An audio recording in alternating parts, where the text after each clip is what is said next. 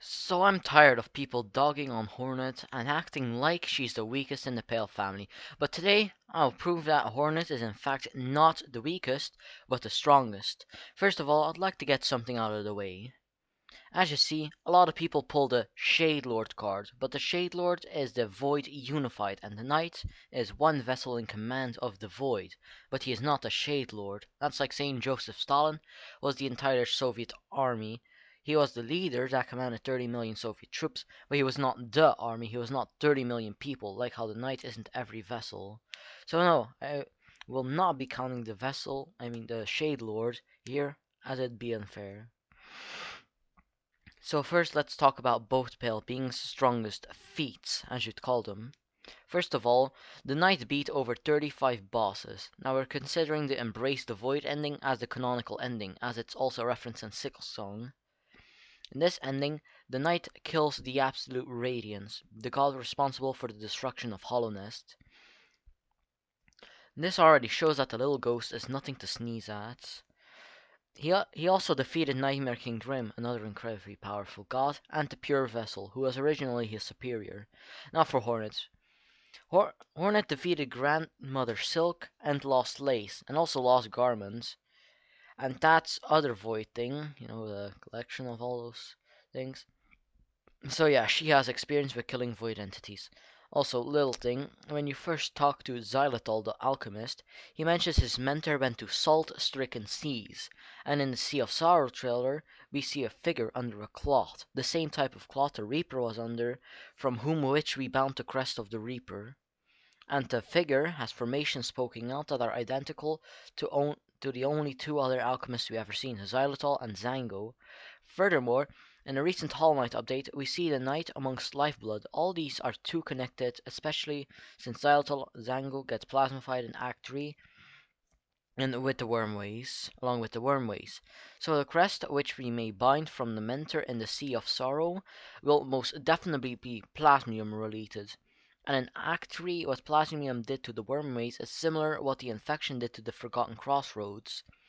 So Hornet being able to probably bind the Plasmium crest is pretty much the same as the Knight absorbing the Radiance in that one ending, putting Hornet on par with the Knight already.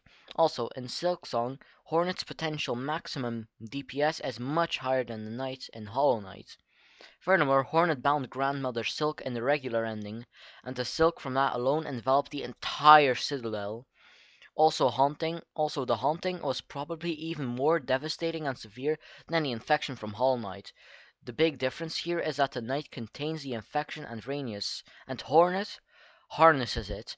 So it is possible for Hornet to also bind the Void.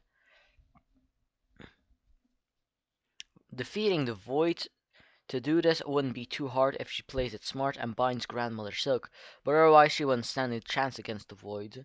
But it is possible for her, and I'm going to reach a lot. If Hornet binds the White Lady, she's gained a lot more power. Also, it is possibly she could do this. It is possible she could do this since the White Lady seems to be a root being like Grey Root, except the White Lady infected a higher being, and we've seen Hornets bind root beings before. Also in Kingdom's Edge, there are many glowing sort of tree branches, a lot similar to the White Lady, which could hint at that could hint at a root being having infected the worm.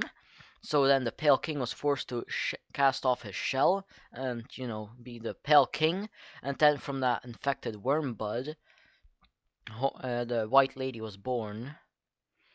If Hornet binds the White Lady, she gains a lot more power. Also, the White Lady gives Hornet the Everbloom, which repels Void. So she basically be Void invincible. And we've seen Hornet bind Ruby. After this, she could bind Vespa too, being faster and more agile then, and maybe even Nightmare King Grim. Now that Hornet would be in Hollowness, to do this she might be able to gather more Everblooms. Now pulverizing the Everbloom to use as a dye for a cloak, she had perfect armor against the Void. Now with the power of multiple higher beings, she might be able to weaken the Void enough to bind it. But as Hornet herself mentioned, how anyone who tries to weaponize the void ends up being either consumed, thwarted, or killed by it. So with her experience, she'd likely just defeat it and leave it at that. She's smart enough to do this. Furthermore, Hornet can just use the cross stitch to be invulnerable for any attacks. And the regular and in the regular and from the irregular ending, where Hornet binds Grandmother Silk, we see that she has basically infinite silk. So yeah, the Void wouldn't be able to land a hit on her. But due to the Shade Cloak, it's possible Hornet wouldn't be able to do anything either. But this isn't about Hornet versus the Void. It's about Hornet versus a single vessel, and a one-on-one. Honestly, the knight needed help of the entire Void to take down the Radiants. Hornet took down a stronger, higher being all on her own. So yeah, the knight may be strong and tankier, but Hornet heals faster. So in my opinion, a more powerful, plasmified Grandmother Silk with more combat experience and armor that makes her invincible to the void, thus rendering their spells, either negligibly ineffective or totally ineffective. But this is reaching a bit. The most we see in the game is Hornet binding Grandmother Silk, thus granting her power,